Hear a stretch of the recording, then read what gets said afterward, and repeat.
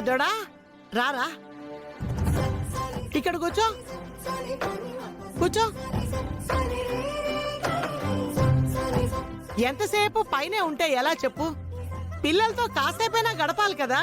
బామ్మ, నాన్న మాతో ఎప్పుడు టైం స్పెండ్ చేస్తారు. అవును బామ్మ, మాతో గేమ్స్ ఆడతారు, హోంవర్క్ చేస్తారు. అవునా? చిన్నప్పుడు మీ నాన్న ఏం చేసేవాడో తెలుసారా మీకు?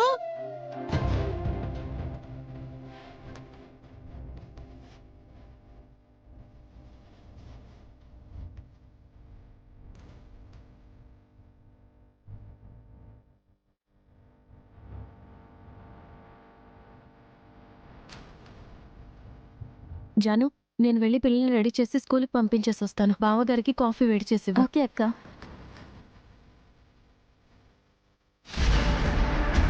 మిత్ర మళ్ళీ నవ్వుతున్నాడు. మనీషా మామూలు మనిషి అవుతున్నాడు.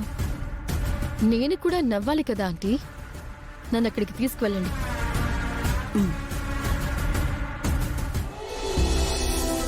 నువ్వెప్పుడూ ఇలా నవ్వుతూ ఉండాలిరా పెద్దోడా, అప్పుడే ఇల్లు బాగుంటుంది.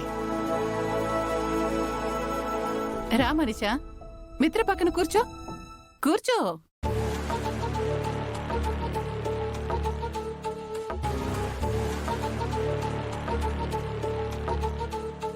మిత్ర ఇప్పుడిప్పుడే నవ్వుతూ ఉంటే దేవయ్య నీ దరిద్రాన్ని ఎందుకు తీసుకొచ్చింది?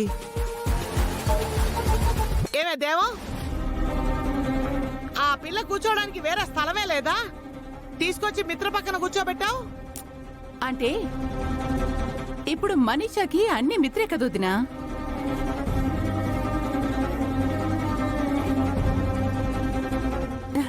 ఇక జీవితాంతం మనీషా మిత్ర పక్కనే ఉండాలి కదా. అలా అని ఎవరు చెప్పారే? మిత్ర మనీషాని కోరుకున్నాడు. మనీషా ఒప్పుకోక తప్పదు కదా వదినా. మిత్ర మామూలు మనిషి అవుతున్నాడు. మనీషా కూడా కావాలి కదా. కాఫీ తీసుకోండి బావగారు.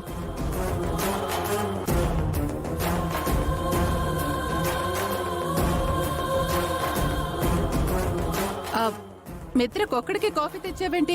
మనీషా కూడా తీసుకురా. పాలు లేవు, అయిపోయాయి. అన్ని పాలు అప్పుడే అయిపోయాయా? నీలాంటి ఏ దొంగ పిల్ల తాగేసి ఉంటుందే. నువ్వు తాగు మిత్ర. మనీషాని వదిలేసి మిత్ర ఎలా తాగుతాడు?